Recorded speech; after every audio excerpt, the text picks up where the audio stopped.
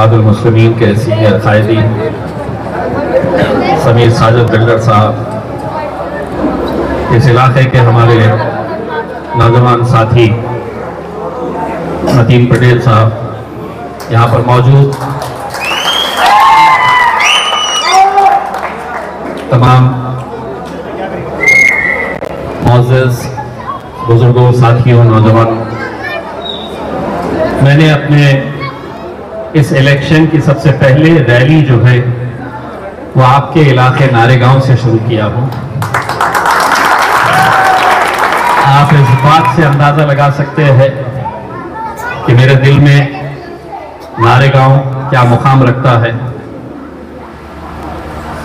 2014, 2019 आप लोगों ने जो भरपूर साथ दिया, अपनी दुआओं से नवाजा, दिन रात आप लोगों ने शिद्दत के साथ मेहनत की।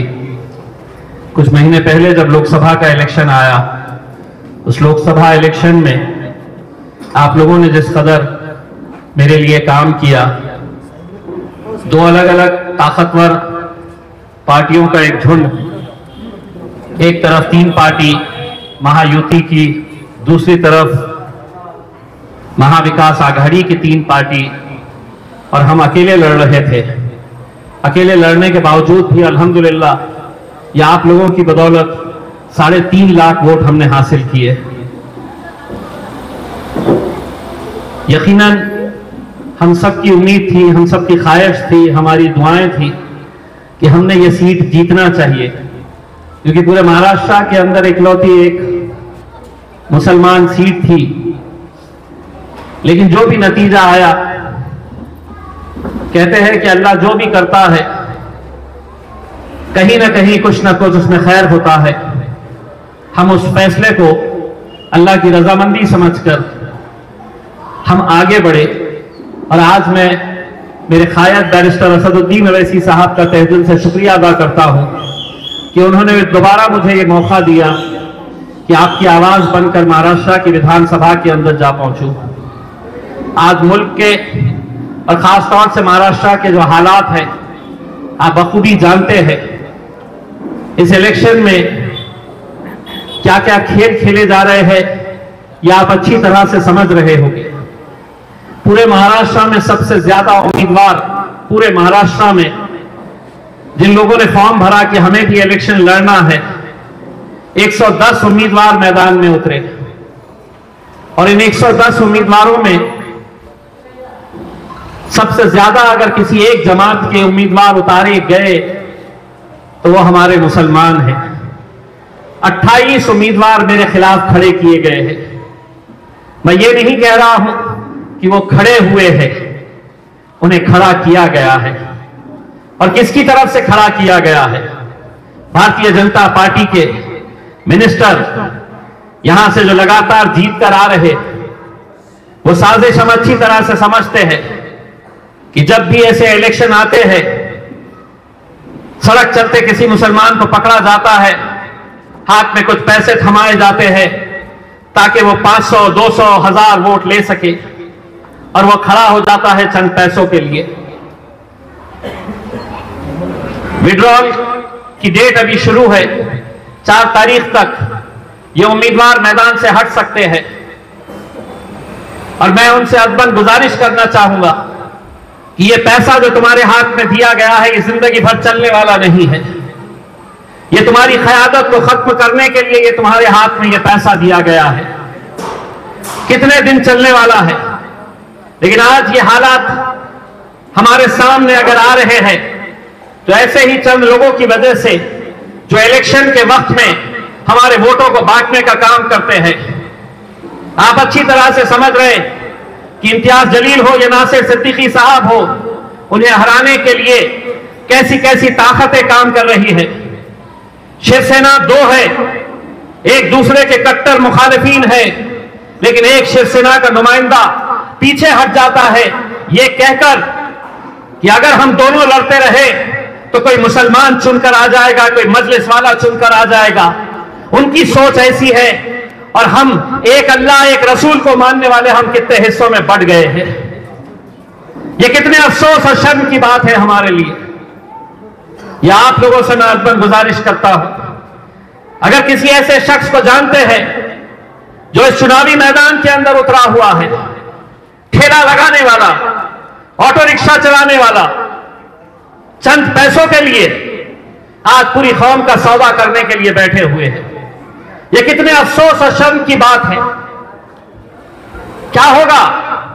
20 तारीख के दिन इलेक्शन होगा, कोई 200 लेगा, कोई 500 लेगा, कोई 1000 लेगा, कोई 2000 लेगा। लेकिन सोचिए 23 तारीख के दिन अगर खुदा ना करे जीत और हार का फैसला कोई 1000 वोट का रहे, 2000 वोट का रहे, और हम जो एक हार पिछले कुछ महीने पहले हमने अपनी आंखों के सामने देखा है, उस दिन आपकी कैसी कैफियत थी। उस दिन सिर्फ औरंगाबाद की आवाम की कैसी कैफियत थी ऐसा नहीं है, पूरे हिंदुस्तान की नजरें लगी हुई थी कि औरंगाबाद के, महाराष्ट्र के अंदर इकलौती एक मुसलमान आवाज को कैसे खत्म किया गया था। यही साजिशें रचकर 23 तारीख के दिन जब नतीजे आए, और खुदा न करे ऐसा हो कि नासिर सिद्दीकी हो या इम्तियाज जलील हो, 1000 से हम हार रहे हैं, और उस हार के अंदर किसी गैरों का हाथ नहीं रहेगा, हमारा ही अगर हाथ रहेगा तो सोचिए उसका भुगतान हमें 5 साल इंतजार करना पड़ेगा। 5 साल के बाद फिर इलेक्शन आएगा। जिसने लाख रुपया, 50,000, 25,000 रुपये लेकर खड़ा हुआ है, उसे कोई फर्क नहीं पड़ेगा, क्योंकि वो तुम्हारा सौदा करने के लिए चंद पैसे लेकर खड़ा किया गया है भारतीय जनता पार्टी के उम्मीदवार के जरिए।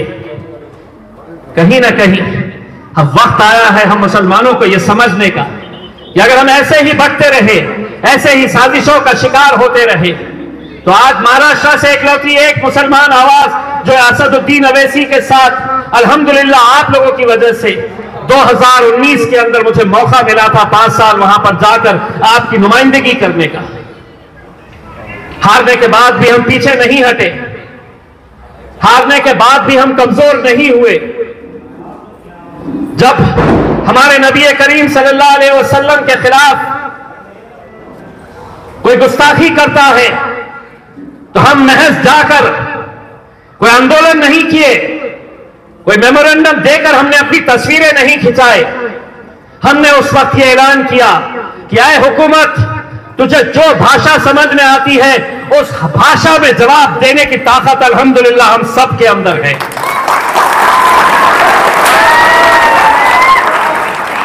हिंदुस्तान की तारीख के अंदर इतना बड़ा जुलूस अपने नबी के लिए, अपने रसूल की मोहब्बत के लिए शायद 75-76 सालों के अंदर हिंदुस्तान के अंदर कहीं निकाला गया हो। आप लोगों ने उसे साबित करके दिखाया था कि हमारी सियासत ऐसी की तैसी, हमारी कुर्सी को हम ठोकर मारते हैं, लेकिन अगर हमारे नबी करीम सल्लल्लाहु अलैहि वसल्लम के खिलाफ कोई गुस्ताखी करता है तो चट्टान की तरह हम खड़े रहकर तुम्हारा मुकाबला करने की ताकत रखते हैं।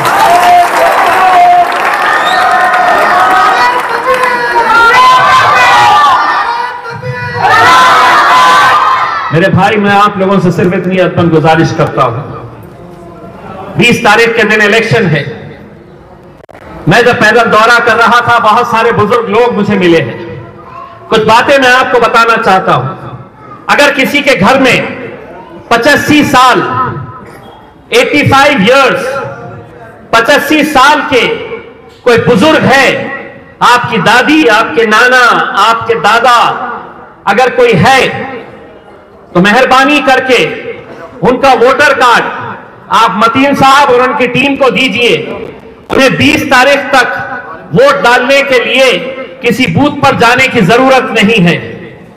अगर उनके पोलिंग बूथ के ऊपर उनके पास जो वोटर कार्ड है, अगर उसके ऊपर उम्र उनकी 85 साल के ऊपर है, तो उस कार्ड के जरिए जो गवर्नमेंट के अधिकारी है वो आपके घर में आएंगे और उस बुजुर्ग शख्स का वोट वो घर में डाल सकते हैं।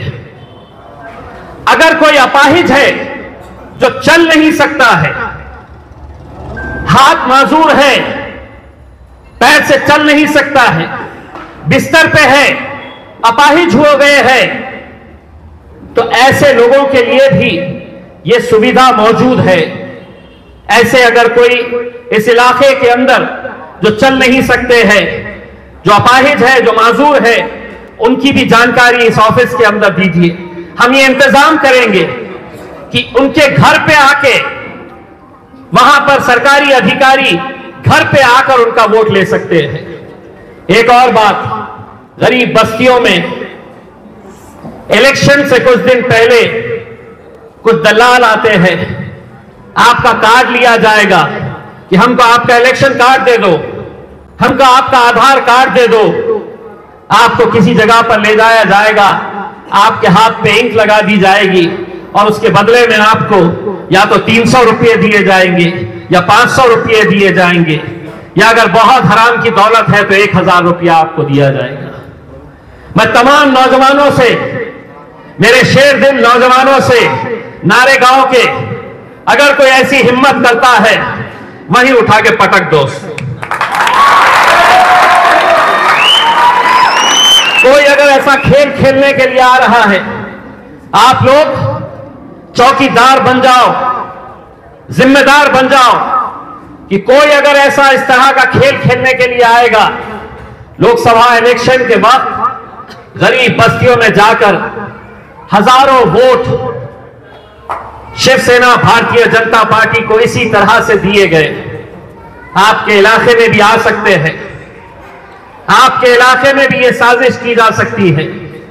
तो तमाम बुजुर्गों से, नौजवानों से मैं आपको ये अपील करूंगा कि आप लोग चौकन्ने रहिए।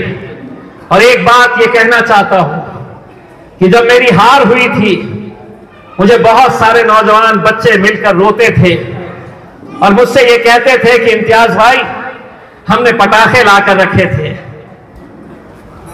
बच्चे कहते थे कि हमने रंग लाकर रखे थे, हरा रंग खेलेंगे। मुझे आज भी याद है कि एक छोटा सा बच्चा हरसूल इलाके का, जब नतीजा आया तो बिलक बिलक कर रो रहा था।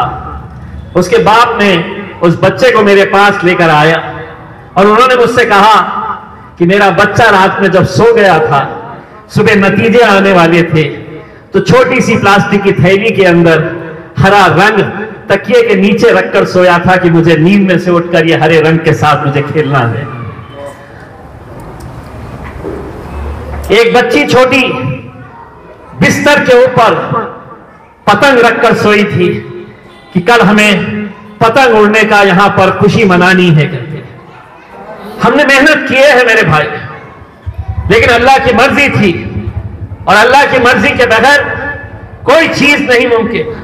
अल्लाह ने यह फैसला लिया तो यकीनन हो सकता है कि आने वाले वक्त के लिए कुछ और उससे अच्छा होने वाला हो। और अच्छा क्या हो सकता है? पूरे महाराष्ट्र के अंदर मजलिस इत्तेहादुल मुस्लिमीन ने महज 15 सीटें हम लड़ रहे हैं।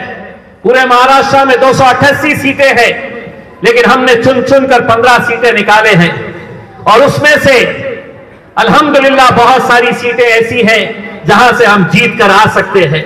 मैं बार बार उन लोगों से कहता था कि हमें ले लो साथ में, हमें भारतीय जनता पार्टी को हराना है, हमें ले लो साथ में, लेकिन उन्होंने लिया नहीं हमें। अगर आप लोगों का साथ रहा, 23 तारीख के दिन इंशाअल्लाह वो दिन भी आ सकता है कि जिनकी चौखट पर हम गए थे वो हमारी चौखट के ऊपर आएंगे कि हमारा साथ दो। हमें हुकूमत बनानी है, हमारा साथ दे दो। बस यही आप लोगों से इल्तिजा करने के लिए आया हूं।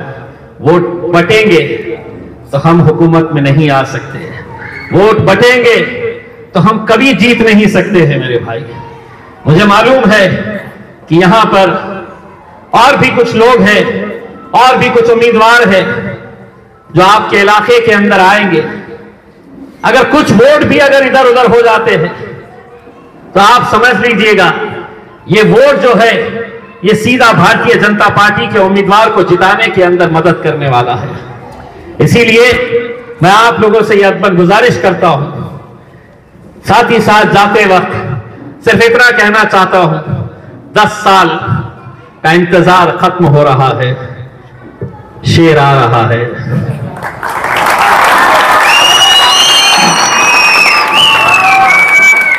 5 तारीख के दिन मगरिब की नमाज के बाद इंशाअल्लाह अकबर बादशाह की आमद होने वाली है।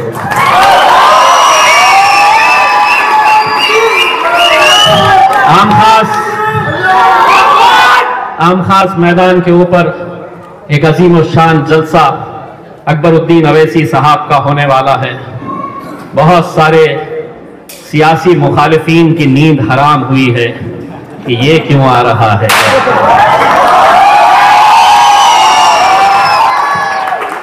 उनकी नींद और खराब कर देता हूं।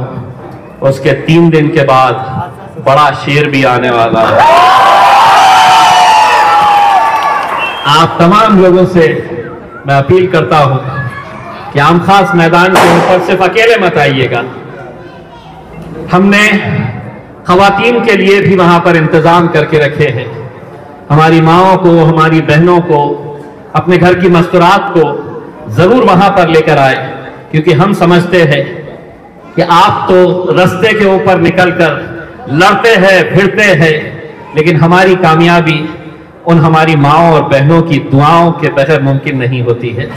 वो शिद्दत से हमारे लिए दुआएं करती है, रोजे रखती है। एहतिकाफ में कितने लोग बैठते हैं।